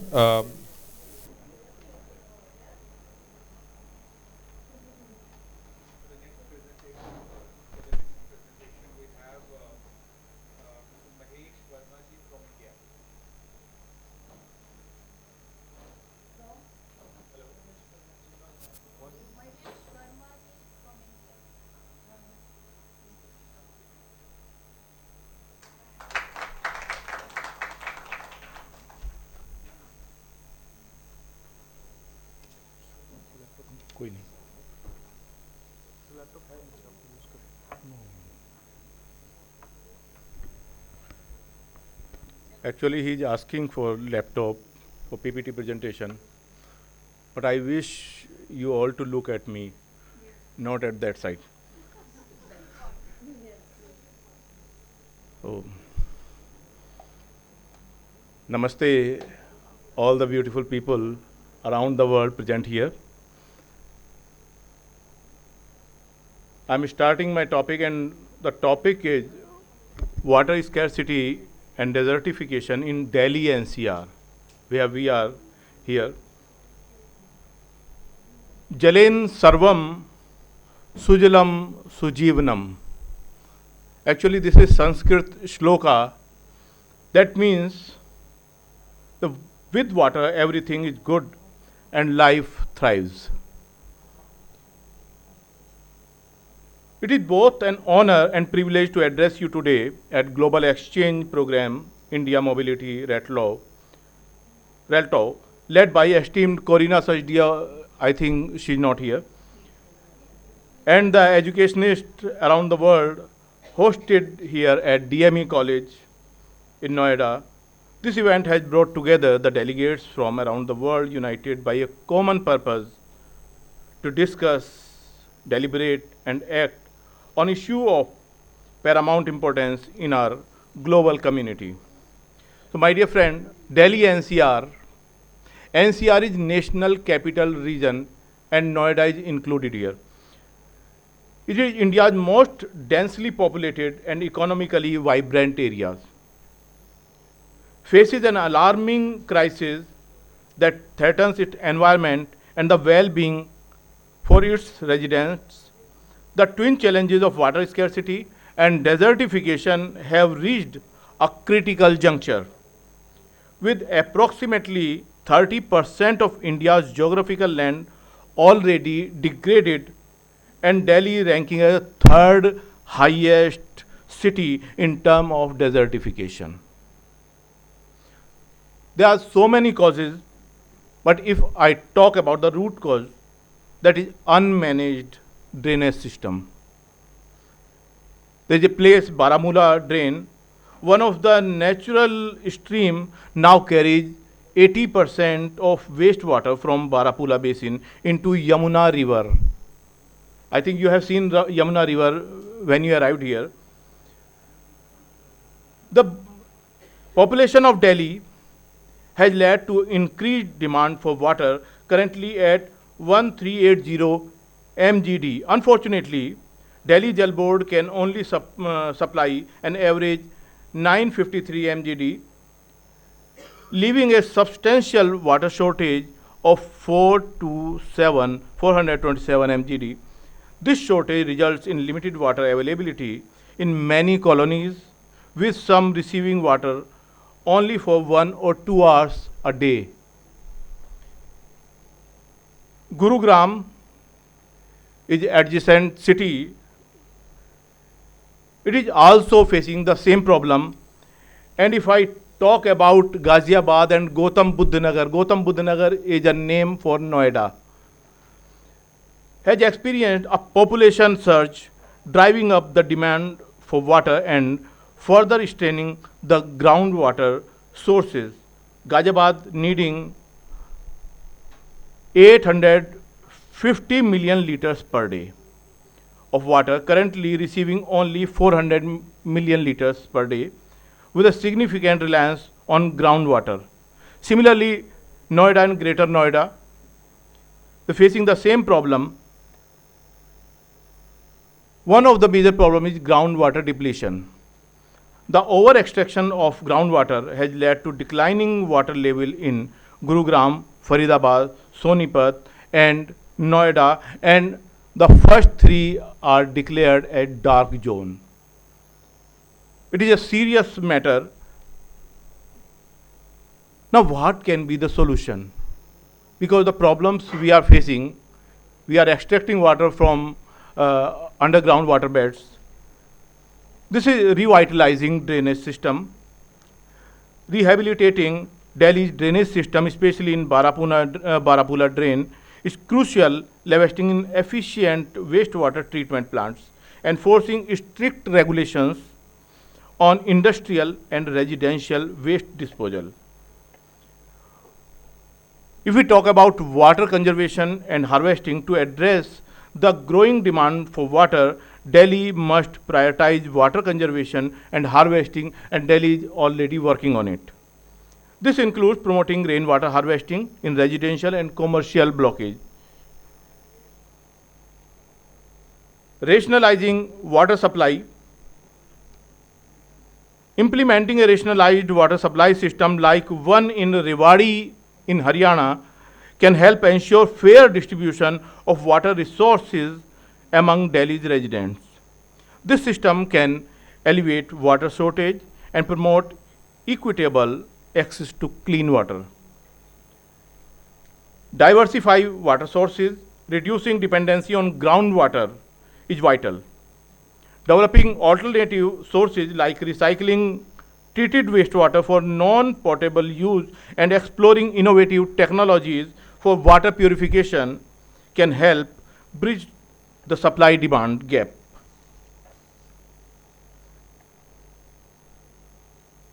The water scarcity and desertification crisis in Delhi NCR demand immediate attention and collective action. Sustainable solutions such as rehabilitating drainage system, promoting water conservation and harvesting, and diversifying water sources are essential steps towards ensuring a brighter, more sustainable future for this vibrant region. By addressing these challenges proactively, Delhi NCR can not only overcome its current water woes, but also set an example for other urban areas facing similar environmental threats. It is a collective responsibility to safeguard our environment and ensure a prosperous future for generations to come, because we all are here just to shape the future, just to shape the world, and just to shape the generations, because only we collectively can do it. And so I thank again all of you to hear me and bear me so long. So thank you very much. Thank you so much. Namaste. Thank you very much, sir. Our next presentation is by Mr. Ramesh Prasad from India.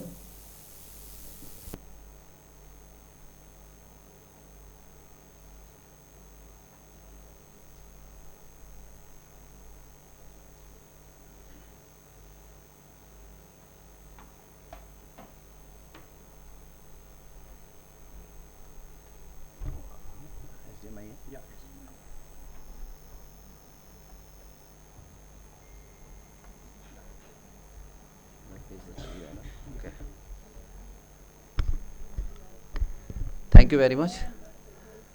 Good afternoon, everyone. This is Ramesh Badoni from Uttarakhand, Dehradun, India. Actually, I got just opportunity to share with you. Actually, I was not ready to present the things what actually you people are doing.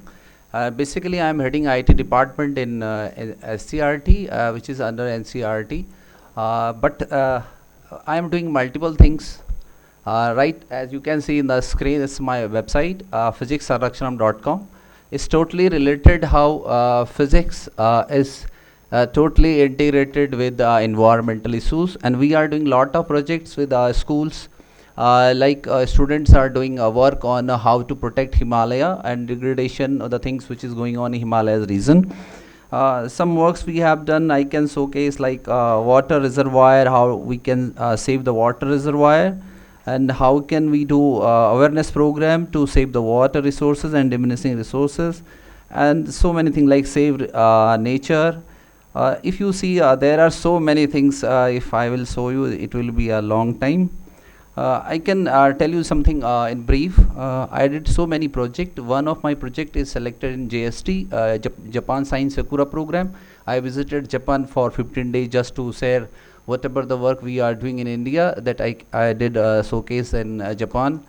And last year I visited USA, Arizona State University as a Fulbright scholar. I was there for 6 months. So I represent India and lot of things what is going on in India. One and two more thing I would like to share you. I'm National Teacher Awardee. I got Teacher Award the last year on the integration of technology, especially ICT in classroom teaching. Before that, I had one more national award in the exploratory work done in education. How to we facilitate evidence-based technology in classroom so that a student can have proper learning and that granted learning. And I had published around 100 of the paper, research paper, based on the evidence-based technologies in classroom teaching. So that's it. So many things are there.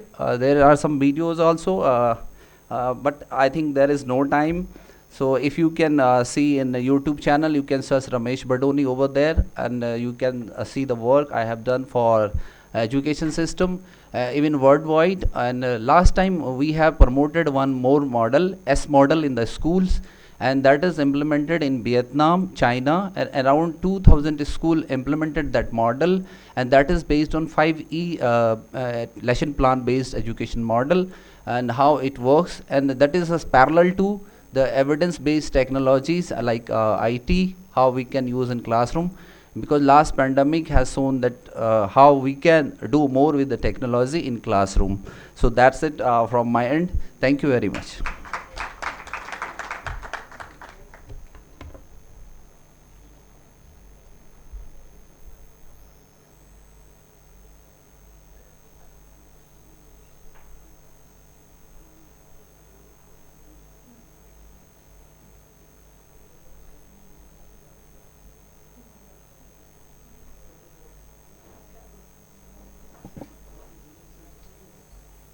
Okay, okay, fine. Next presentation is by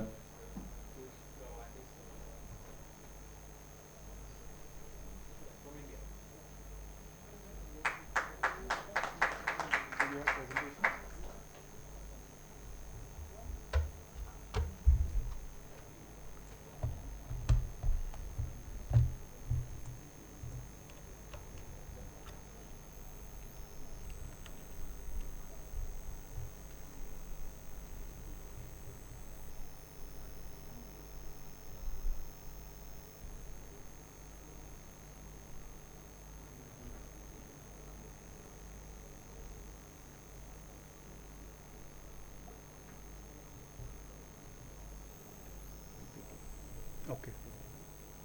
New and one. Fourth number. This one? Yes. PPT के अंदर हाँ. But there will be no audio. Yeah. I will just connect it first.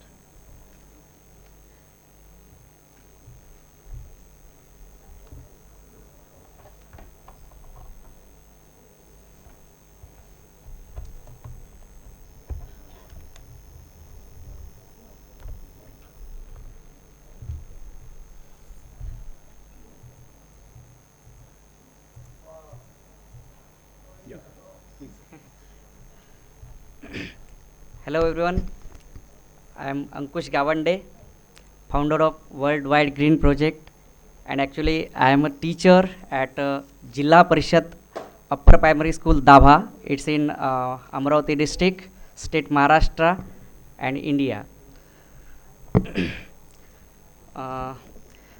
First of all the foreign delegates, welcome to you, and I'm very happy to see you all here because last 8 to 7 years I connected my friend Corina, my friend Malini from Malaysia, and many others like our partners also here.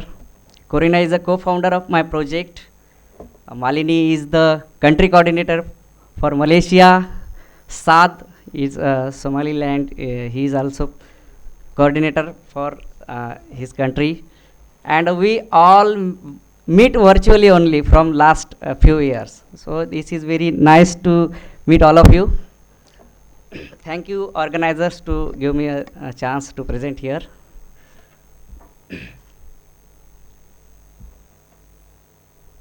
So Worldwide Green Project is the our collaborative projects, and we have more than 50 countries, teachers and students in this project.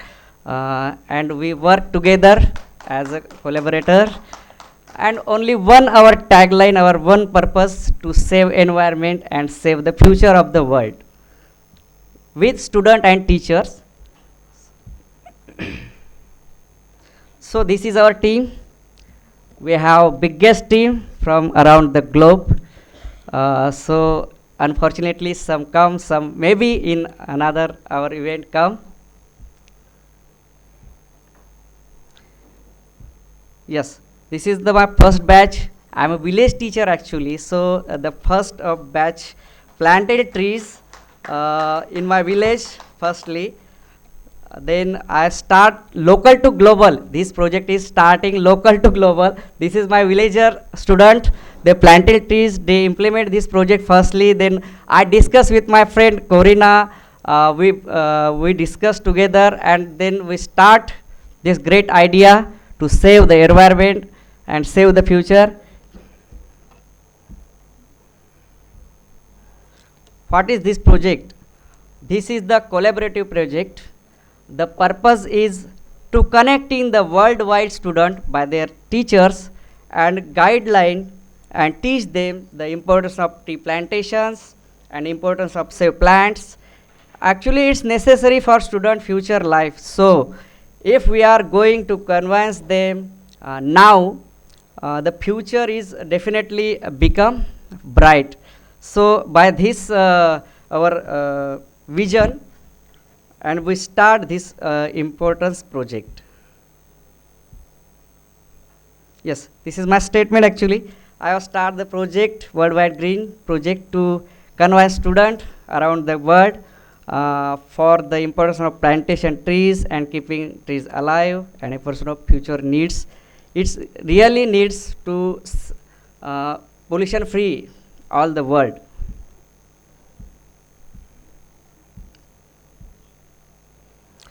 What is our goal? Our goal is to project is planting and survive the 1 million, it means 10 lakhs minimum plants trees by 2025. We start this project by 2020 December, it in the Corona period. So that's why we all closer on virtual way. But thank you so much. This is the great opportunity to meet at the physically here. So this goal definitely we complete by 2025. And actually it is a very free of cost project. So any student, any teachers from around the globe, any school can participate in this project. So in this project, 5 to 18 years old student can participate. And then which teachers complete this project, implement in this project in their school, we appreciate them as a Worldwide Green Project captain. And which student complete this project, we appreciate them as a Worldwide Green Project soldiers. So this is a 6-week project to complete everyone. Okay, so I just explain few weeks. So first week is when any student from any school start to implement the project, they need to start by this way. Our first week is virtual session with it means video conference with me and my partner Koryo Sudda. We you can't believe we reach many countries and many students virtually by this project. So first week we just get the virtual conference with student and teachers. Then we just like PPT, we just introduce, we just explain how is the importance of the tree plantation and the environment. Minimum 10 students and maximum no numbers can participate in this project startly. And actually I am the interesting in ICT, so we just use their augmented reality in fun way. Okay, so give their targets to plant trees. They can contact with our email. We have website, we have Facebook page. Next, teachers should follow up on the number of trees planted by the student participating in their project. Okay, so next, third week, how many of the trees that the student planted are still, how many died? Then fourth week, participating students should check the condition. Then fifth week, the participating student take a selfie with their planted trees and send us. They can fill the Google form which we shared. And lastly, in the sixth week, we organize certificate distribution ceremony for all the teachers and students. You can't believe my first project complete by Malini. I would like to appreciate him, her. So this is the Malini's student and her school. You can't believe she going by car to home all the students. It's in music, but it's not played. So first of the project complete by Malini and her students. I would like to congratulate once again and thank you. Yeah. First school in our project in the Corona period, they complete. Okay, no problem, it's complete. Yeah, no problem, it's complete. Okay. Like this. Again, we have many schools like from Romania also. Just few minutes I want to play. Yes.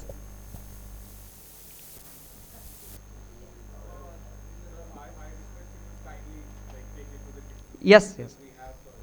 Okay, just a minute. Which activities we get? We organize various conferences, international exchange program like virtually. Involved countries many, as you say. Involved state also here, minimum 15 to 20 states in India. Yes, we organized various events like Women's Day, Earth Day, Environment Day, like this.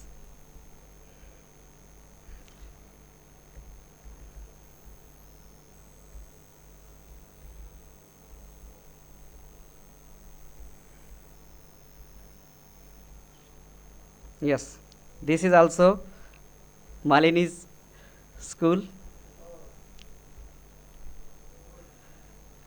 Certificate distribution ceremony. Yeah, and also we have news coverage of our project like Hitwada, Lokmat, Sakar, like this. And recently we start education in my country, our initiative, where various country teachers participate and explain how is the education in their countries. Everyone can participate in our project with our website. You can search our Facebook page also on the Facebook Worldwide Green Project, and like this. So thank you so much all of you to listen me. And once again, thank you, my dear friend Corina, to visit here, my dear friend Malini, our partner Saad, and all the delegates of the around the world. And thank you so much, the organizer, to give me a chance. Thank you very much, sir. Next, we have Dr. Ashish.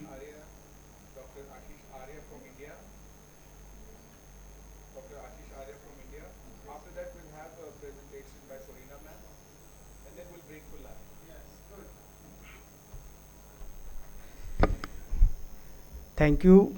It's my pleasure to hear, and especially thanks to Corina and DME. I just discuss. I don't have any PPT because time is very short. We are working in this area as a green entrepreneur. I am teacher of entrepreneurship. So I have my organization, the Light of Asia Foundation. The Light of Asia Foundation is working on green entrepreneurship for the sustainable development and environmental issues. Especially, we are working in India as a place, Lucknow. Lucknow is the place where we are working with the plantation and environmental issues and related to the environmental education for the students. And we have working on this project with the UP government. We have get projects from the governments, and also we have tie-up with the UNICEF and World Bank. We have work on it, and I just elaborate it after the session if I get time. So I just inform you and give the detail. So thank you for giving me opportunity to be here, and thanks to all. Thank you. Namaste. Thank you very much, sir. We now have our presentation by Corina ma'am.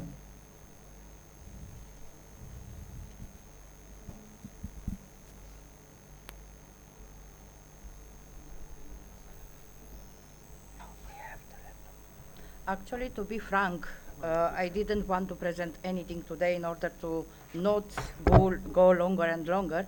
But while we see the presentation of our colleagues, delegates from other countries, my colleague said, Romania is beautiful. Why don't we show to them how beautiful is our country? So let's show you.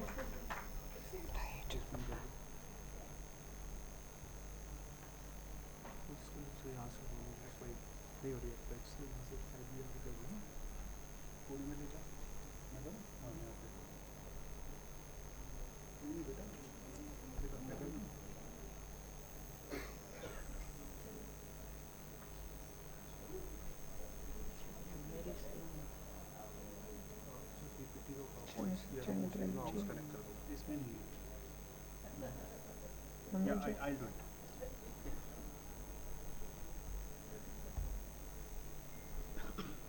Just click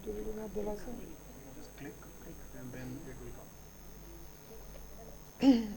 I would like to present my beautiful country and invite to visit in the future and discover the environment. This is my country.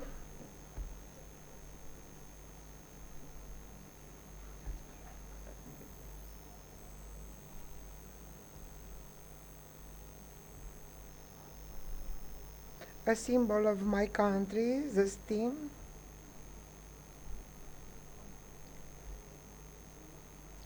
In position in my country in Central and East Europe.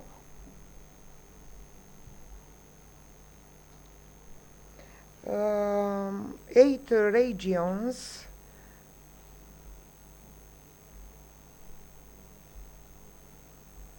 Bucharest or Little Paris.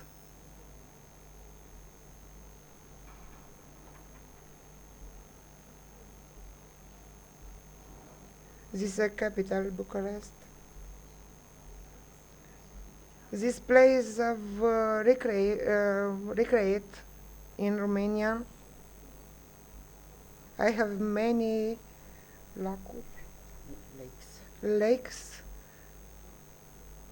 culture and the spirituality, Christians. My biserici, monastery, Voronezh, Moldovița, is Vestigian, Castle, Palace Castle,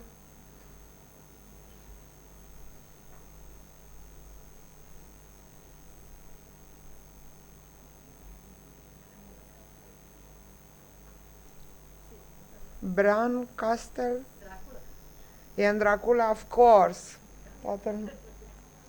You all know about Dracula Castle. He is Dracula, Vlad Dracula.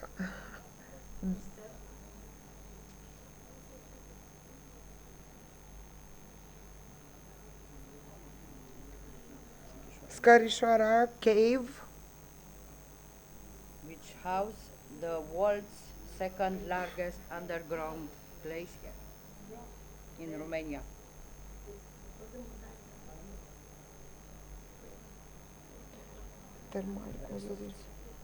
resort for my country, and spa resorts. Came and relax.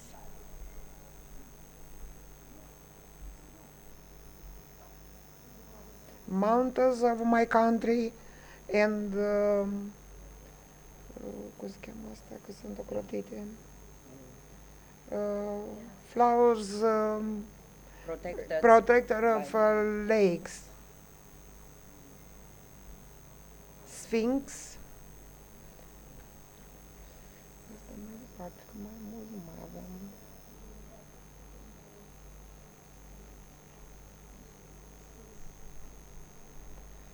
Black Sea.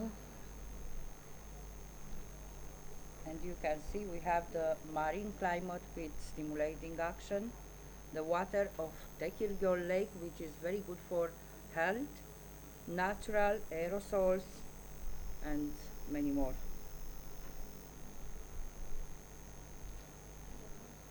One of the most beautiful places you will see. The Danube in Romania, Delta Dunării. Delta Dunării, Danube Delta. You must visit this place. It's wonderful.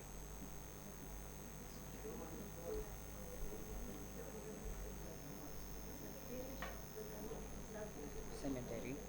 Cemetery is a happy cemetery. Happy cemetery. Maybe you won't believe that in cemetery someone can do something to be funny, to be happy. But Romanians are very ingenious, and they discovered that on each cross there are some lines about the person who died. So everyone will remember about them in a very nice way.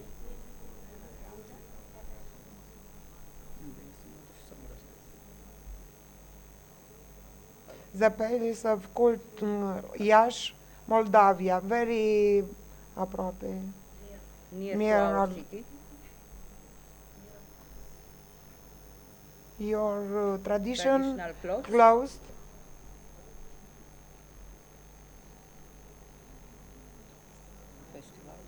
Festival.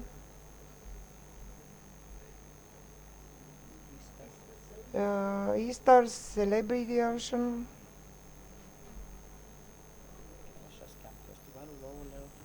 Festivalul ouălor inconturate în Conde.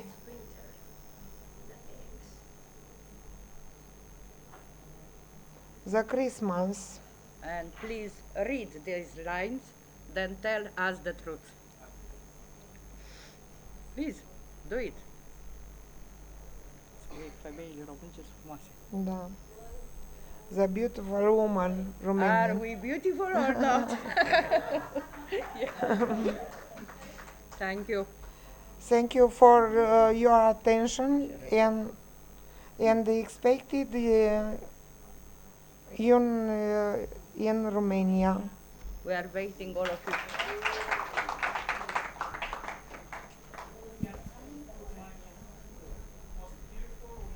Thank you, ma'am. We can now break for lunch, and we'll be back at 2 o'clock. Okay, so we're going to assemble here at 2 o'clock. So we have